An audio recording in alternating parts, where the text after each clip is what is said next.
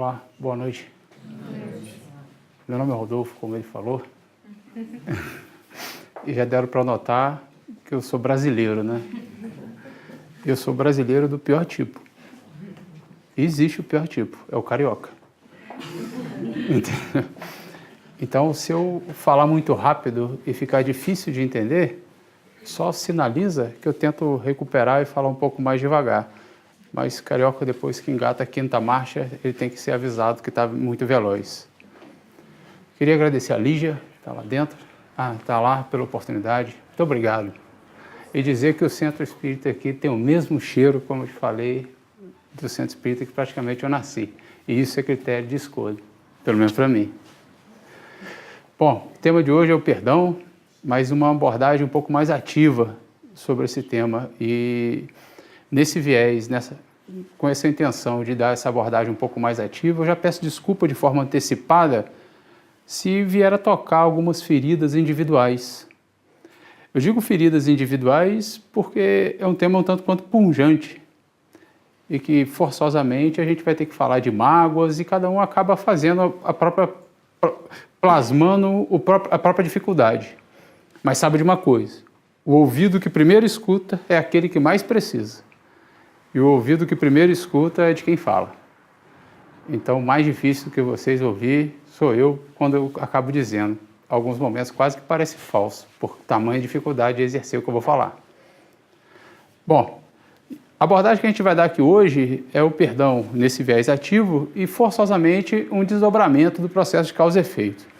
Aqui já fazendo uma recapitulação de conceito, quando a gente fala um desdobramento de causa e efeito, talvez a palavra desdobramento não seja melhor. A melhor seria um processo de simbiose.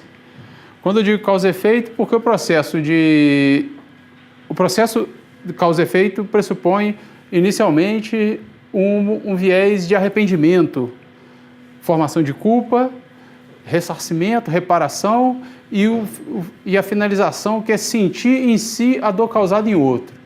E é nesse viés, no sentir em si a dor causada em outro, que a gente vai instanciar o perdão hoje e uma definição de como ter uma postura ativa frente a esse cenário. Bom, como todo carioca, como todo brasileiro, sobretudo carioca, as conversas espíritas que eu tenho, mais profundas e mais gostosas, eu tenho na minha casa, na minha cozinha, ou melhor, na cozinha dos meus pais, da minha mãe. E é ali. E eu ainda, para completar, eu tenho a honra de ter os meus ídolos, os meus heróis dentro de casa. Então, com eles, minha mãe, meu tio, meus avós, Alice, meus irmãos. Então, ali eu tenho as conversas mais profundas. E é dessa forma que eu gostaria de conduzir esse tema aqui hoje, com essa profundidade, para tentarmos não sermos ingênuos, mas com essa maior simplicidade, com essa maior proximidade, para que a gente possa abordar o tema de uma forma mais honesta. Então, na nossa conversa hoje, não sou mineiro, então a gente imagina como se tivesse aqui um pouco de café, bolo e brigadeiro, não pão de queijo. E numa dessas conversas, regada a bolo, café e brigadeiro, o meu tio me fez uma proposta, um desafio que mudou ali um tanto quanto o meu paradigma. Rodolfo, onde você quer estar daqui a 200 anos? Onde e como você quer estar daqui a 200 anos? Os 200 anos é o trick do desafio, porque ao falar de 200 anos, a gente incorpora o processo da morte.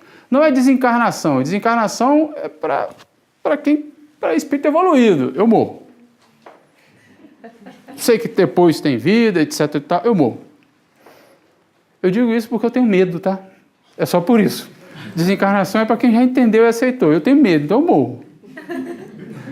Mas é uma verdade. Então, como que um projeto para 200 anos, como que fica as pessoas que me cercam? As pessoas que me cercam passam a ser vistas, devem ser vistas como um processo de meio.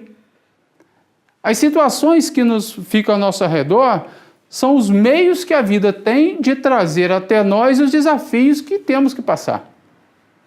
Esse é o que eu X a questão. E é nesse viés que a gente vai manter a nossa conversa hoje.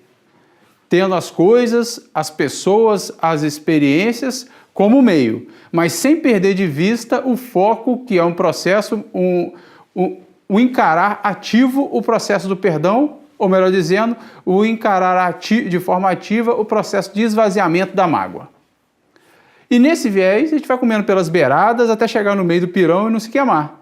E não correr o risco de ser ingênuo nessa abordagem. Quando eu digo não ser ingênuo, é para não ter aquela afirmação absoluta, temos que perdoar. Temos que perdoar é algo muito, eu não vou dizer pueril, mas é algo muito distante da nossa realidade enquanto imposição.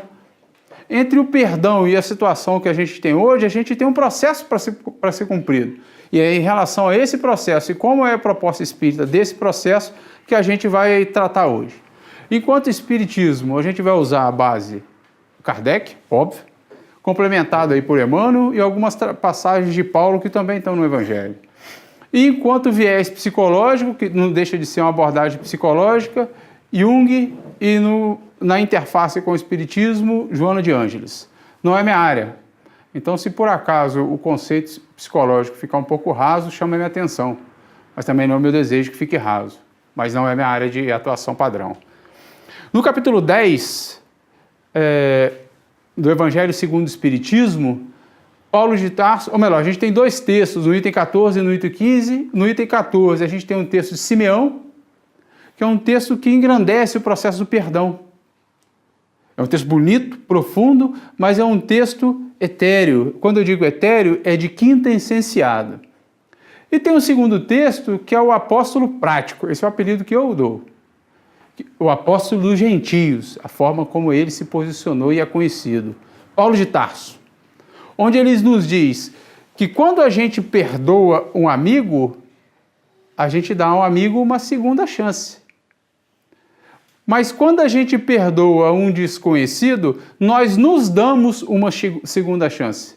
Porque se procurarmos lá no fundo, vamos ver que na maioria das vezes somos nós o causador daquela demanda de perdoar. Poxa, Rodolfo, você está dizendo que um terceiro indivíduo me gera uma demanda de perdoar, em outras palavras, me causa uma mágoa, e lá no fundo eu sou culpado? É mais ou menos por aí. O raciocínio segue nessa linha. Se a gente recapitular o processo de causa e efeito, a gente vai perceber que a gente deve, ao final do processo de ressarcimento com a lei de Deus, expiar em nós a dor causada ao próximo. E o que é o perdão sem um vínculo do passado, se não uma expiação emocional? Se não previamente uma criação de mágoa, a tratativa individual, cada um para com a sua própria mágoa, e nesse processo de esvaziamento da mágoa, o processo de perdão, se não é isso o processo final da lei de causa e efeito. Isso que quis dizer Paulo. Então, essa primeira observação é importante a gente ser feita, que quando a gente encara, se faceia com uma necessidade de perdoar, é importante situar que, lá no fundo, eu posso ser o culpado por esse processo. Eu digo posso ser o culpado porque a arbitrariedade na lei de Deus é muito difícil de falar, né? Não dá para você é ou você não é. Mas existe uma possibilidade de. Por que a possibilidade de? Se a gente trabalha com a premissa de que Deus é bom, de que Deus é justo, bicho, uma coisa é certa, você não vai sofrer aquilo que não deve ser sofrido. Você não vai passar aquilo que não tem um vínculo com a sua experimentação. Poxa, mas não necessariamente com aquele indivíduo. Por isso que a gente fala de descarga emocional e não necessariamente prova específica. Então hoje a nossa conversa segue sempre nessa linha. Mas para não ficar uma conversa muito pesada, a gente acaba apelando. Nesse momento a gente apela para Alta de Souza, quando ela diz, seja o perdão o apoio que te arrimes e desabrochará em dons sublimes como a terra insultada ri-se em flores.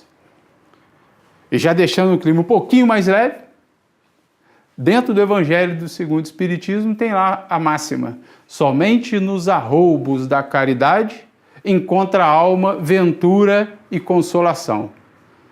Ventura e consolação é de ser venturoso e ser consolado enquanto espírito. Consolado, entre aspas, por Deus. E a definição de caridade, que seria aí outro gatilho para o entendimento dessa frase, caridade. Qual o verdadeiro sentido da caridade? Tal qual entendia Jesus? benevolência para com todos, ser bom.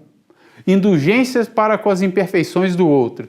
No meu carioquês, é ser empático com a situação do outro. E perdão das ofensas. Percebemos que o arroubo, a plenitude do nosso espírito é num processo caridoso, num processo de execução de caridade. E a definição de caridade contempla a execução do perdão. Opa, se eu quero estar bem daqui a 200 anos, eu tenho que começar a fazer algo nessa linha. Não dá para ser caridoso, ou melhor, não dá para estar bem daqui a 200 anos lá no meu desafio, sem passar por um processo de ser caridoso. E não dá para ser caridoso tendo uma demanda de perdão sem executá-la. Isso é interessante. Mas a gente nasce. E a gente nasce e recebemos uma herança divina. E quando eu digo nascimento, é nascimento mesmo, é aquele nascimento do parto. Naquele momento, dali adiante, a gente tem duas coisas. Uma é transferência de matéria, do corpo ao berço. O corpo é uma transferência de matéria, moldada lá pelo perispírito, nas especializações celulares, mas é uma transferência de matéria e energia. E a herança divina mais quintessenciada, que é o que a gente tem, que são os sentimentos. O único patrimônio que realmente é nosso são os sentimentos. E já repararam que ninguém resiste a um sentimento de uma mãe? Eu acho que é esse que é o problema de ser homem. É a inveja. A gente já nasce com outro sentimento embutido. Não a possibilidade de ser mãe. Na verdade, ser mãe não me agrada muito, não. A gravidez não me atrai, não. Mas a possibilidade da primeira amamentação, do colostro, o dia que eu for pai, eu quero ter aquele feeling, o olho de ver, para poder entender aquilo ali na primeira vez. Deve ser um negócio mágico. Vocês imaginam a cena, a mãe, o anjo da guarda. O filho e o anjinho da guarda. Você, e vendo aquilo. Deve ser um negócio muito interessante. Bonito, é por isso que ali as mães são mães. E não pai. Entendeu? E não pai. Parece lógico, mas não é lógico. Entendeu? Esse é o grande barato. Então, se Deus permitiu que herdássemos esse amor máximo exemplificado pela mãe, pelas mães, como que a gente consegue, então, ter tanta relação de ódio? Como é que acontece esse processo de enferrujamento de um sentimento divino para um sentimento deteriorado e que nos machuca?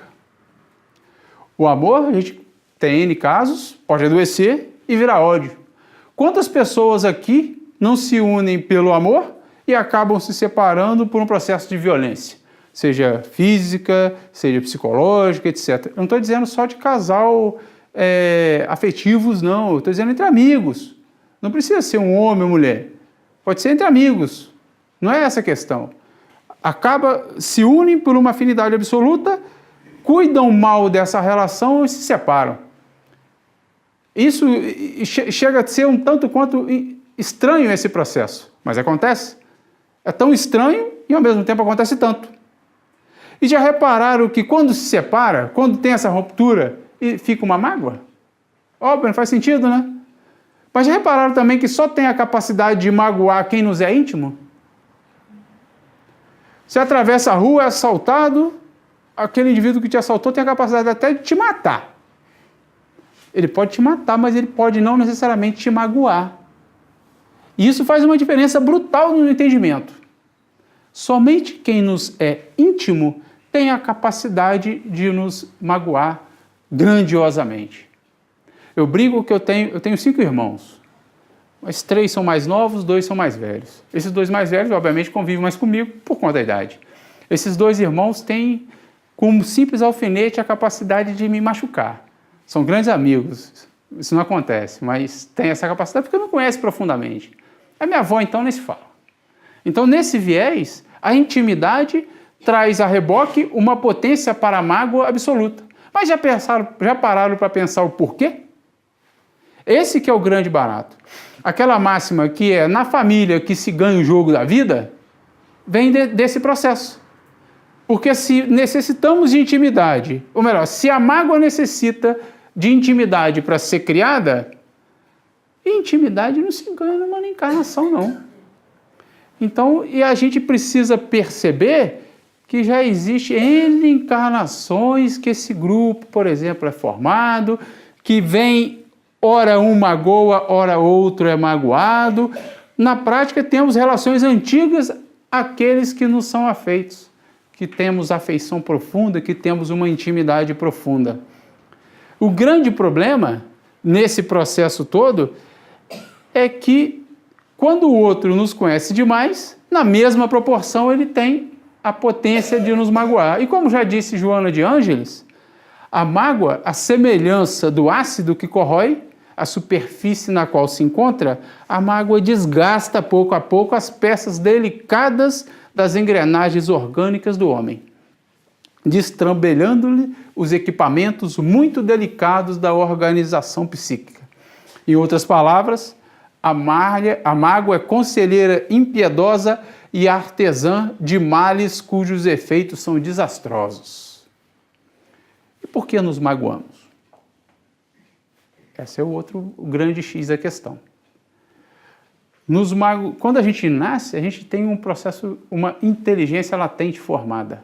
Essa inteligência latente formada, o grande objetivo dela inicial é proporcionar um discernimento. Eu digo, quando a gente nasce tem essa inteligência latente formada, contemplando inclusive o processo de esquecimento imposto pela encarnação. Quando a gente diz esquecimento, aí tem que ser visto entre aspas, porque esse esquecimento é um esquecimento, entre aspas, fictício. A gente tem um esquecimento, um embotamento intelectual, intelectivo, aquela consciência desperta. Essa sim fica adormecida. Mas a gente não tem a memória emotiva apagada. Eu brinco que a memória emotiva, tanto quanto a gravidade, perpassa corpos. E a memória emotiva perpassa encarnações.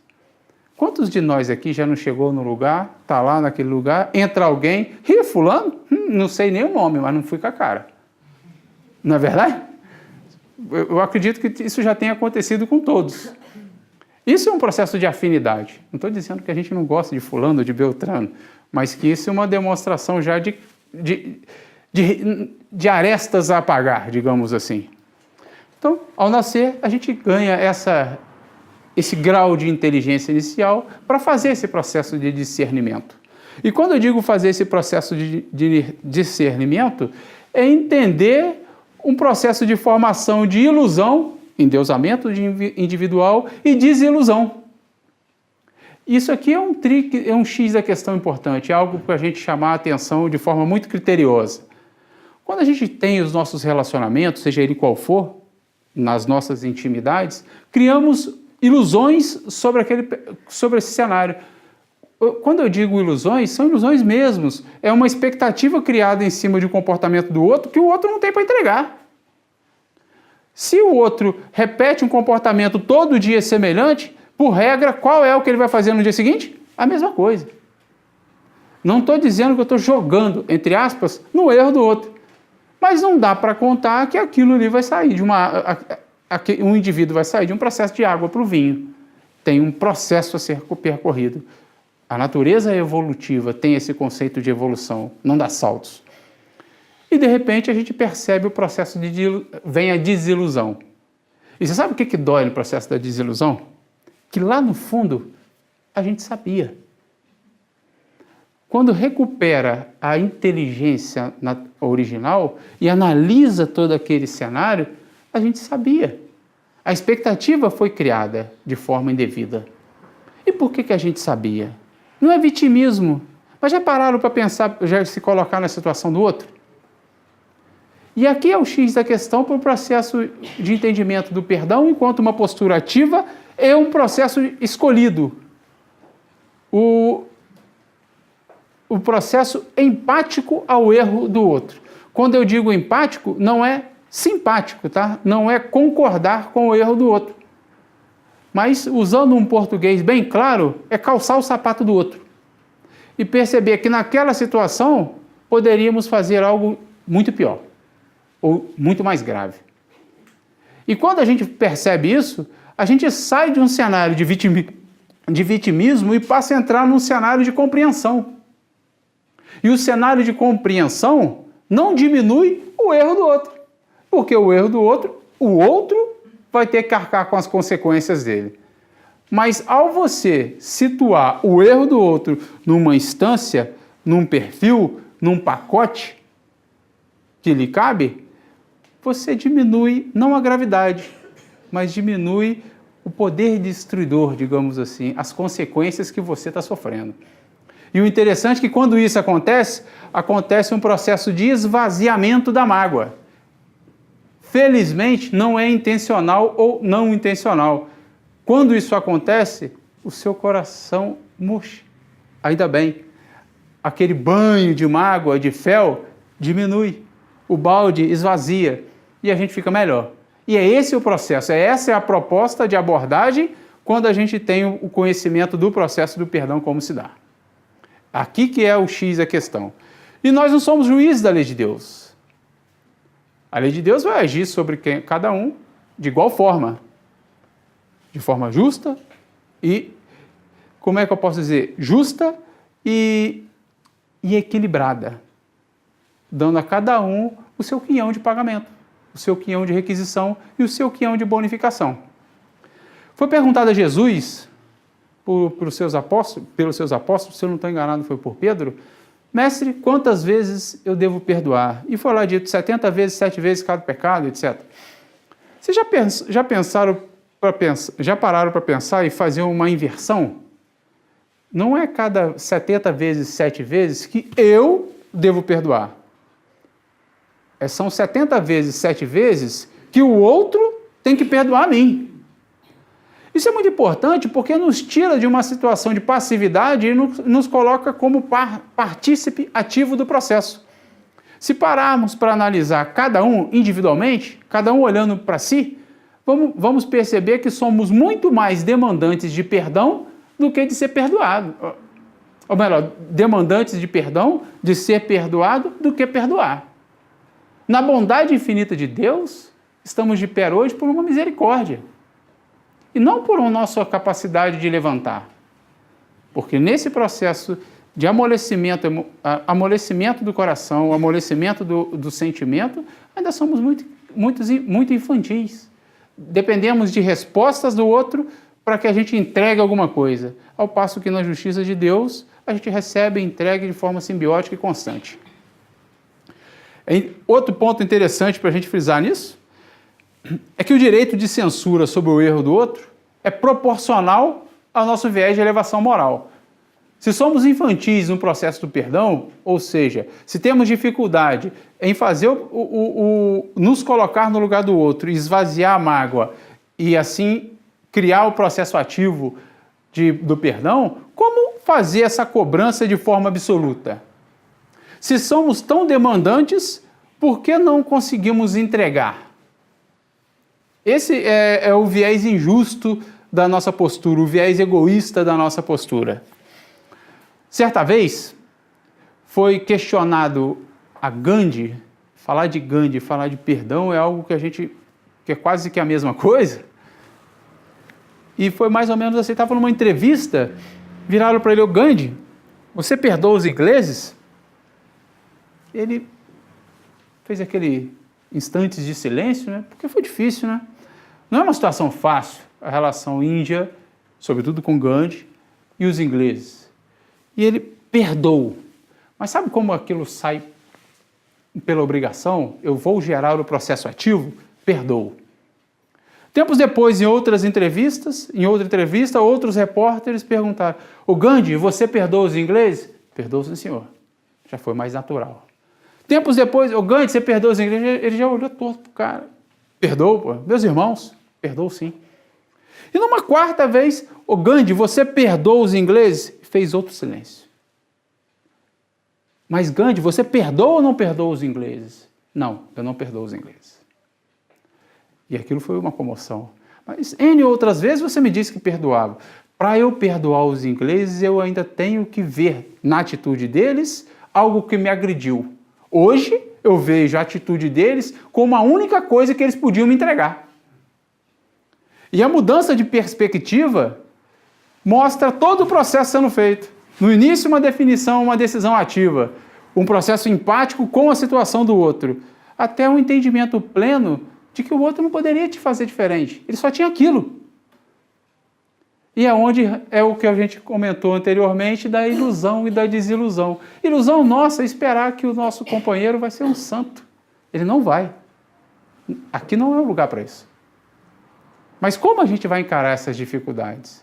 Como vai ser a nossa postura quando nos for faceado o problema? Porque vai ser entregue no nosso colo. E agora? Esse que é o grande X da questão. E no processo da formação, no processo de execução do perdão, temos antes, como pré-requisito, obviamente, infelizmente, a formação da mágoa. E a mágoa tem um outro critério muito perigoso, porque ela chapa dentro do perispírito uma área cinza.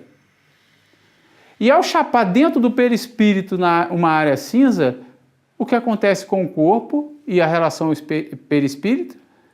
O perispírito chapa no corpo essa mesma área cinza. E a gente percebe aí diversos problemas de saúde. Quando a gente vai analisar lá no fundo, tem um processo psicológico por trás avassalador. Me recordo um caso de Chico Xavier, pode ser que alguém conheça. O Chico Xavier tinha um cachorro. Esse cachorro era um tanto quanto necessitado de trabalho. Ele dava trabalho para o Chico. O Chico chegava tarde no centro e ainda tinha que ir lá dar comida, em alguns momentos dar remédio. E a vizinha do Chico, se eu não estou enganado, era a irmã dele. Poxa, eu vou ajudar o Chico, vou ajudar o Chico com esse cachorro. E ficou matutando um plano, né? Até que um belo dia, ela foi lá e matou o cachorro. Chico chega em casa. Chico, resolvi o teu problema com o cachorro. Ele pensou, poxa, perfeito, comprou ração e levou no veterinário, né? Não, Chico, eu matei o cachorro. Mas como é que você faz isso, que aquilo? Ele te dava tanto trabalho, eu fui lá e resolvi o problema. Acabou, a causa raiz, já era. Matou o cachorro.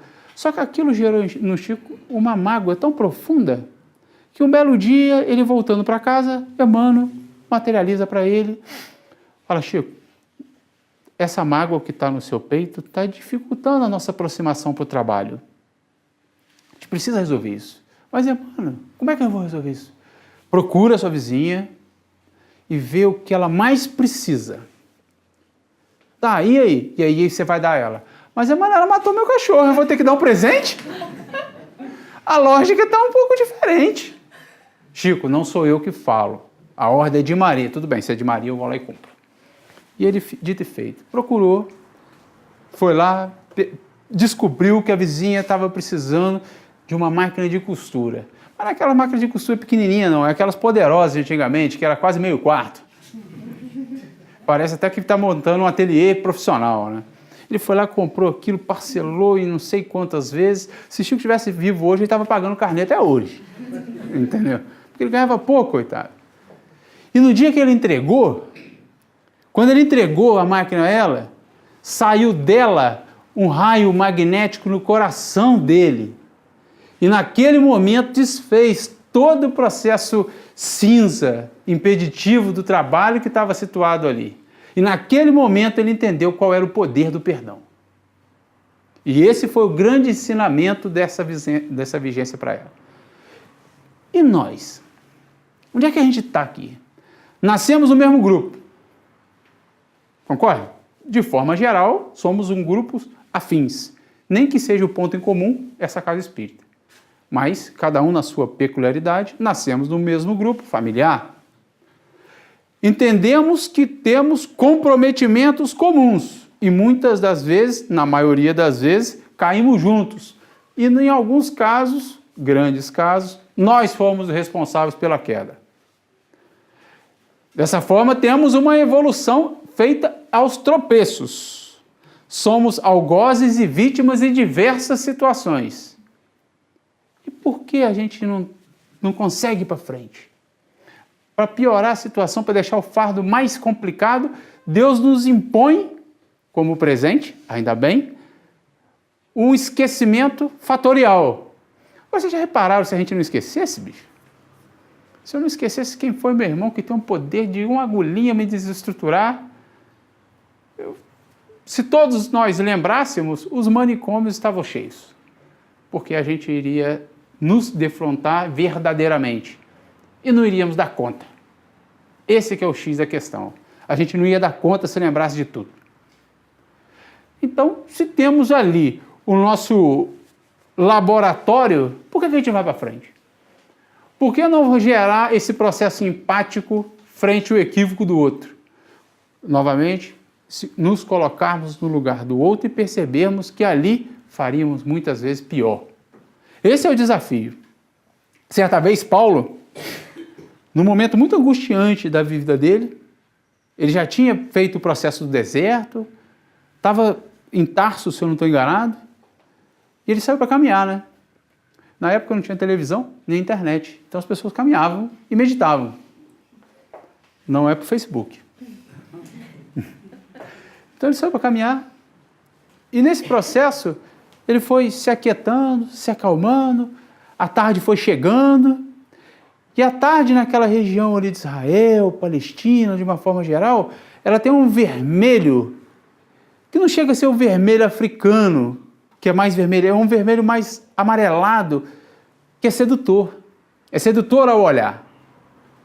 E ele foi parando, sentou e começou a contemplar e entrou num estado meditativo. Chegou um sono, e nesse sono quase que mediúnico, depois se confirmou sendo mediúnico, ele percebe uma aproximação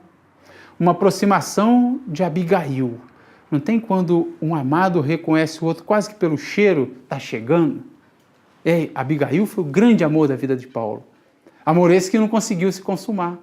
Ela morreu logo em seguida, ela faleceu logo em seguida, por equívocos dele, tropeços dele, causados por ele. Ainda assim, por um absurdo de amor, se manteve junto. Que era a missão dos três, Paulo, Abigail e Estevão. E nesse viés, nessa aproximação, como o pensamento plasma no plano espiritual os nossos desejos, ela percebe o que Paulo, a angústia que tinha em Paulo, e sai o conselho célebre de Abigail. O primeiro conselho: ama Paulo. Pois, como bem disse o mestre, o amor cobre uma multidão de pecados. Paulo querendo gravar aquilo no interior da alma e não perder, mas ainda muito aflito com o que vivia. Era novo. Esse contato com o plano celeste era coisa nova para ele. Ele era muito menino nisso. Trabalha, Paulo, pois o trabalho útil dignifica o homem. E Paulo percebeu o abismo que tinha entre ele e Jesus. E percebeu o que ele tinha que fazer para romper esse abismo. E transformou-se no apóstolo dos gentios e cunhou a máxima: fora da caridade não há salvação. Mas ainda assim, a angústia: mas eu vou trabalhar como eu?